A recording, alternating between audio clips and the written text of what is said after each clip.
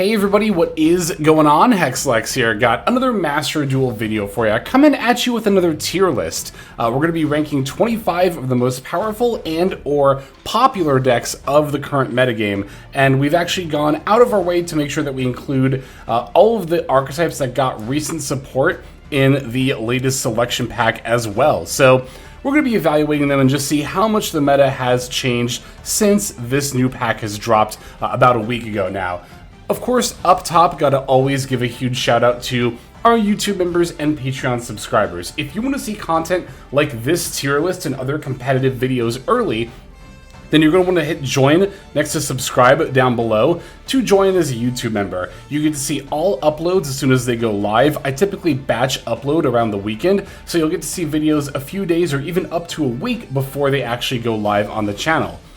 If you are interested in some exclusive content that does not get shared on YouTube, over on patreon.com/hexlex, I upload at least 3 times a week, and there we do Q&As, we look over new cards as they're getting revealed, we look at metagame reports, replays I don't have time to get to here on the channel, and more. So again, that's patreon.com/hexlex. But whether you join over there or join over here on YouTube as a member, you'll get your name featured at the end credits of every video. Always got to give a huge shout out and thank you to everyone who chooses to support the channel in that way. But alright, enough of that. Let's go ahead and get right on into this tier list. So, starting off in no particular order here with Kashtira, of course, got 2 more copies of Fenrir back. And a lot of people have also been speculating that Metamorphosis, turning your level 7 monsters into Last Warrior from Another Planet, which prevents either player from summoning any monsters, is going to be very, very annoying to contend with. And well, that will be annoying when it happens. I don't think it's going to happen a lot. And I don't think Kashtira is any better than Rogue. It's better than it was before, don't get me wrong, but I think it's still well within the Rogue tier. Having those extra copies of Fenrir really does not solve all of the problems that Kash has, that being that it still lacks a ton of consistency to the point where, like, you're considering playing 7th Tachyon to search for Planet Pathfinder, to search for your field spell, to search for Unicorn to get your plays going. It's a little bit desperate.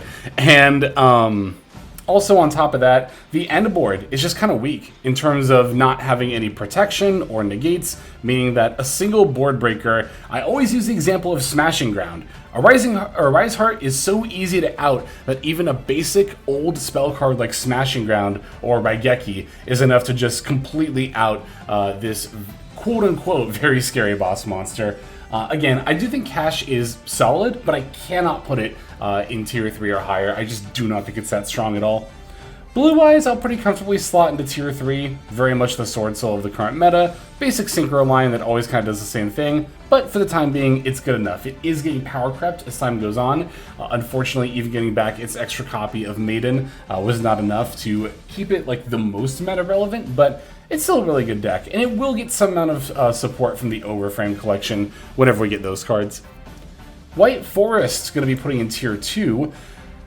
It'll probably end up being lower in tier 2, but I do still think it's not only a really solid deck, but engine as well. I'm seeing a lot more White Forest splash into other decks, like of course Elfnet, which recently got released, but in general, especially with the addition of the new Dark Magician support, there's been a ton of opportunities for Diabellstar to make appearances in other decks. And any deck you're playing Diabellstar, it's not that hard to slot in Azamina and or White Forest support as well. So even if White Forest, like as a standalone deck, isn't seeing a ton of play, you're still seeing a ton of piles utilizing White Forest, and also just the fact that it has access to so many other powerful engines, like the Dark Magician of Destruction, makes it a force in the current metagame to contend with for sure.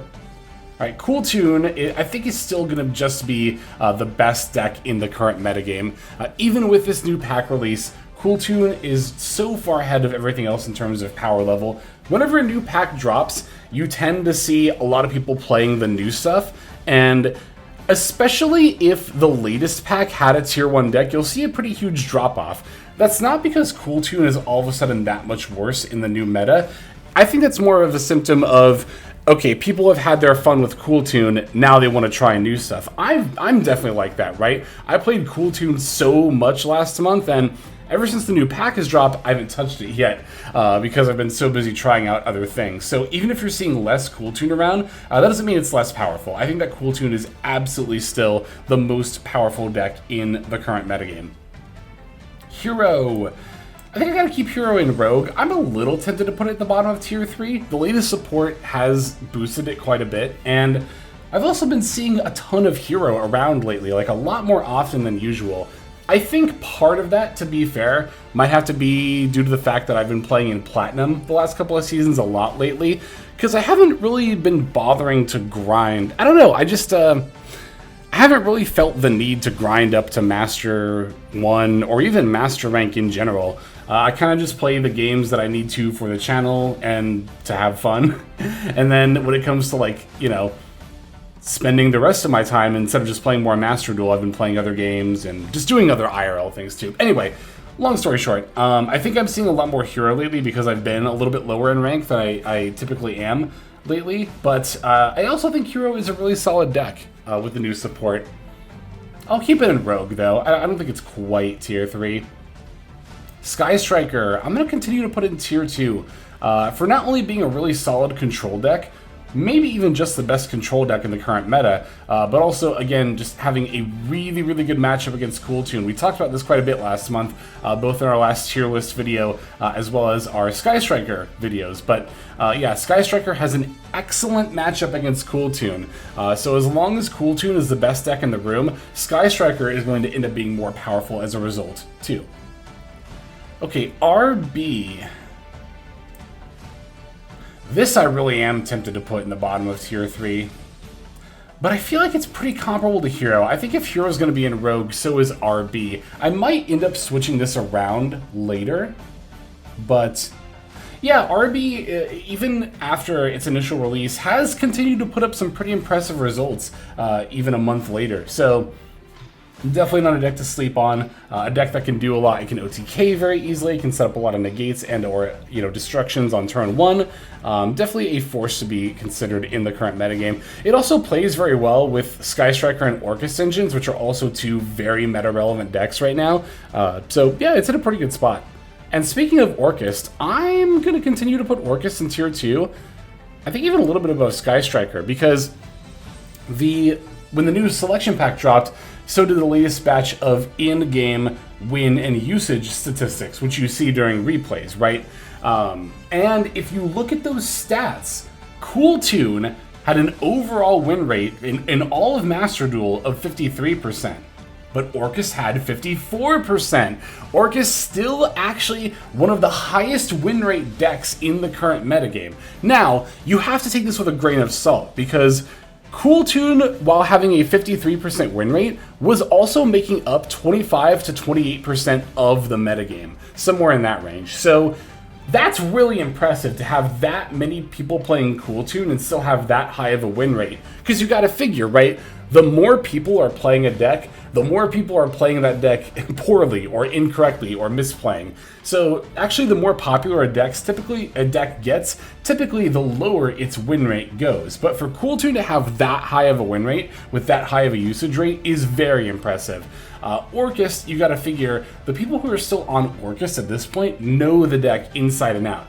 They not only know how to navigate awkward hands, but also how to set up their build, which tech cards to play in order to counter the current metagame best. But still, I do think that Orcust having the highest win rate overall in Master Duel right now is very impressive. A lot of people would tell you that Orcust fell off, but this deck is still really powerful. I definitely want to come back to it again at some point soon.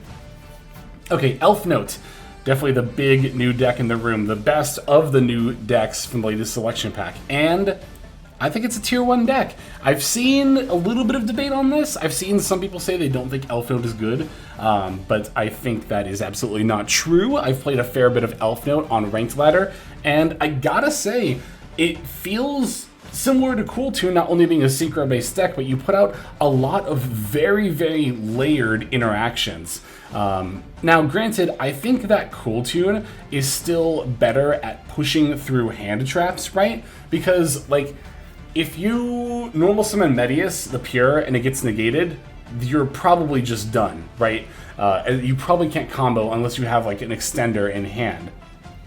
Whereas with Cool Tune, if you normal summon Q and it gets negated, well, now, even if you just have hand traps, if one of them's like Effect Veiler, you could still go into Track Maker. Or if you normal summon Rekko and it gets hand trapped, you could still tune it with a Psyframe monster and make, you know, the RS. Cool Tune just has more ability to push through disruptions, be they hand traps or negates, which I've been saying and I'll keep saying, that is a factor you have to consider when thinking about how good a deck is in 2026 Yu-Gi-Oh!, right? It's not just, okay, how consistent is it and how good is the end board? You also have to consider, like, can my deck play through, can my inherent combo play through one hand trap? Can it push through two? Do I need an extender to do either?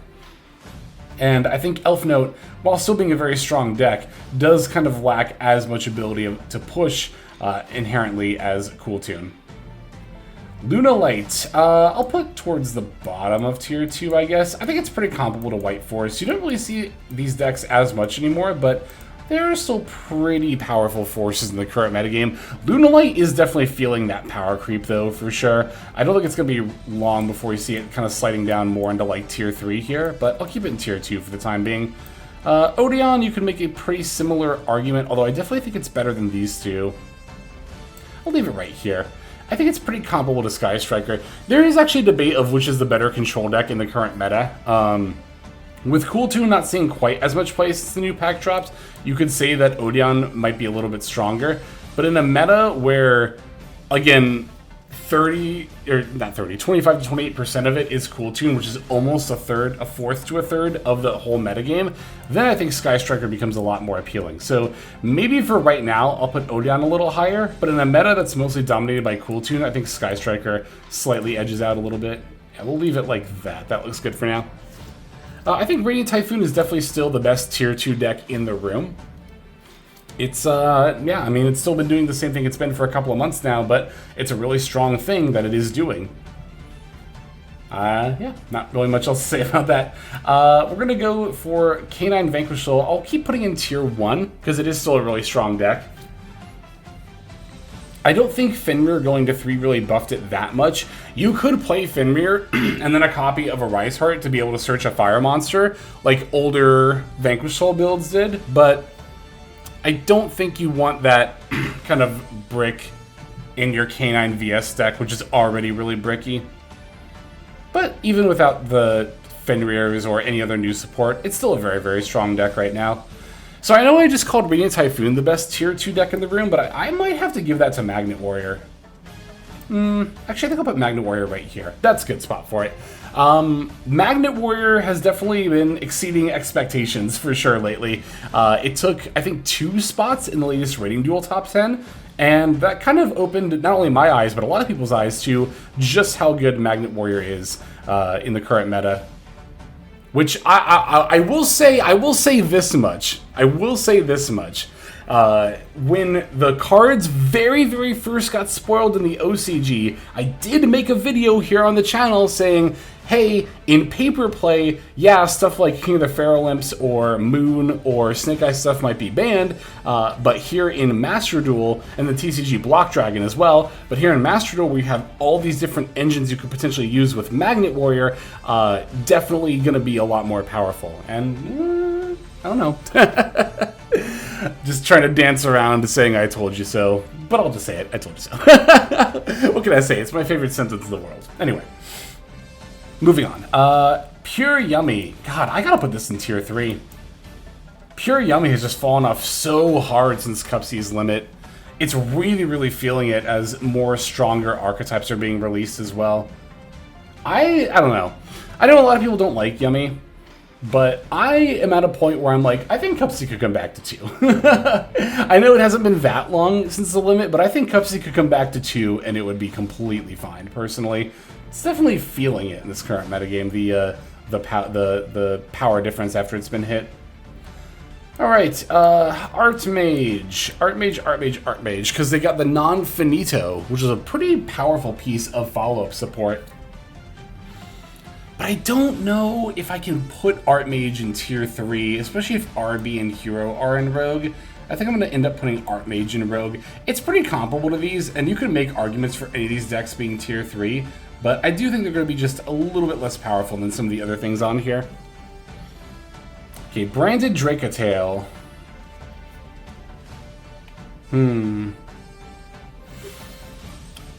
This might be a little bit controversial, but I might keep putting branded Dracatail in tier 1, at the very bottom of tier 1. I know it's had a lot of consistency hits. Well, not a lot of consistency hits, but rather it's really feeling the consistency hit it had on the latest ban list, or the one before last. The one where Lucius and Rahu got limited. So if you wanted to put this deck in tier 2, I wouldn't fault you. Shoot, I might actually just leave it there. I'm thinking. Because here's the thing. Here's my whole thing, right? I don't know. Obviously, Branded Dracatail got at least slightly worse with the limits of Lucius and Rahu. And as a result, it's seeing a lot less play. But it's so hard to know sometimes if it's seeing less play because it's actually worse, or if people just think that it's worse to the degree where they're en masse switching over to other decks. Because that definitely happens a lot. I mean, look at like any given retro Yu-Gi-Oh format. It's so easy with years and years of hindsight to look at a format and go, oh yeah, that deck was obviously tier 1. Like, how could people have not seen that in the moment? But this is kind of the exact scenario where people might not be seeing it in the moment, right? It actually happens all the time, but oh, I'm gonna leave it at the bottom of tier 1 for now. If you're thinking like, oh, it's definitely a tier 2 deck, it's fallen off a little bit, I don't fault you for that. But I personally just want to see a little bit more evidence of that before I can definitively make that statement. Also, it's worth noting that when Branded gets its follow-up support, obviously this variant's going to get a lot better, but yeah, I'll leave it here for the time being. Okay, Dragoonity, one of the archetypes that got follow-up support in the latest selection pack, but it's not nearly enough. It's definitely going to be at the bottom of this tier list. If I was separating upper and lower rogue, then Dragoonity would definitely be down in lower rogue. It's a noticeable shift down even from these 4 decks here, but I'll leave it here for now. Mitsurugi Yummy and Sulfur Yummy. I guess we can talk about both these kind of at the same time here. Sulfur Yummy I think is definitely a tier 3 deck. And I would say maybe even a little bit lower than Pure Yummy, because honestly, with Herald of Orange Light at 1, that's a lot. That was a lot of the reason. That card being at 3 was a lot of the reason to play Sulfur Yummy. Now, granted, of course, the Sulfur engine still works very well with Yummy as far as like setting up plays with extra negates and stuff, but at the same time, a Pure Yummy deck has room for a smaller engine like Fiendsmith that doesn't require as much devotion to your main deck. It could make room for some off engine that could be used to tech specifically against the current meta.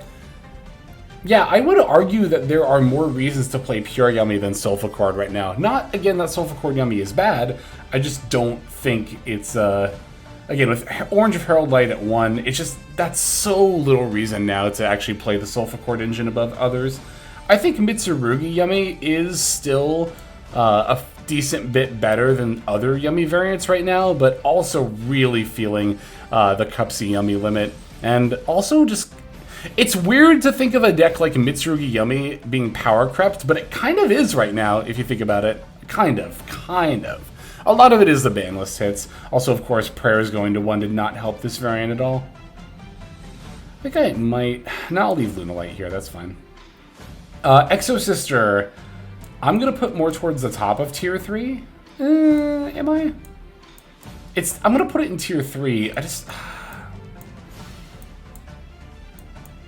I think I'll actually leave it towards the bottom, because when I really stop and think about it, like, don't get me wrong, the new Exosister support is great for a deck that before the new support would have been, like, down here, for it to be, like, breaking the boundaries of Rogue up into tier 3. Is it actually, though? I don't know. I haven't seen that much of it around, so, and I'm not familiar with Exosister, like, at all, so it's really hard for me, personally, to be able to say. I'll leave it here for now. I'm going to hedge and put Exosister at the bottom of tier 3. If you're like, that's completely incorrect, it's totally a rogue deck, I wouldn't blame you at all. I don't know if I'd go higher than tier 3. I think some diehard Exo fans will be like, no, the deck's totally a meta contender. It's like top of tier 2 right now. I'm like, I don't know. But I'll leave it here for now. Heka Hands I'll put towards the top of tier 3 though, because it's really been a noticeable buff to the Chimera deck, as well as of course being its own thing. Yeah, I'll leave it there. I think that's fine for the time being. So Raziel Mitsurugi, this one might also be a little bit of a controversial placement, but I'm going to put it in tier 1. Having played the deck a fair bit in the current meta, as well as like in the weeks leading up to the pack release, it still feels incredibly strong even with prayers being limited. And also, we saw it have some pretty decent representation in the top 10 of rating duels. I think it has so many different ways you can play in terms of off-engine and also within its own engines, right? Like you could play Dragalucian to pivot from Mitsurugi to Raziel, or instead you could use number 90 as your rank 8 of choice, or... yeah, I mean, there's so many different ways that you could go about it. And it's so strong. Like, the lines are still so good. Yeah, I really, really like Raziel Mitsurugi. I might be a little biased putting it this high, but I don't think it's completely unearned. Malice, of course, most popular with the Radiant Typhoon variant. I think it's still pretty solid right now. And I think I'll put Branded in tier 3 as well. Maybe like, I think it's around Heka Hands power level. Again, whenever we get the follow-up Branded support, it's going to be tier 1. It's going to be probably just one of the best decks in the room. But until then, I think it is still suffering from power creep a little bit. All right, let me look over this list one last time, and I think I like these placements. Definitely let me know what you think in the comments down below. I wouldn't fault you for disagreeing with some of these, as mentioned before. Actually, I'm looking at this right now, and I think I might bring Mitsurugi Yummy down to tier 3. Kind of debating putting Malice here, but I think this is fine.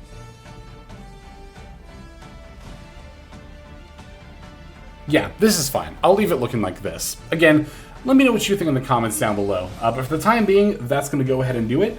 This is Hexlex. I'm going to sign out, but before I do, we got to thank those YouTube members and Patreon subscribers in the end credits.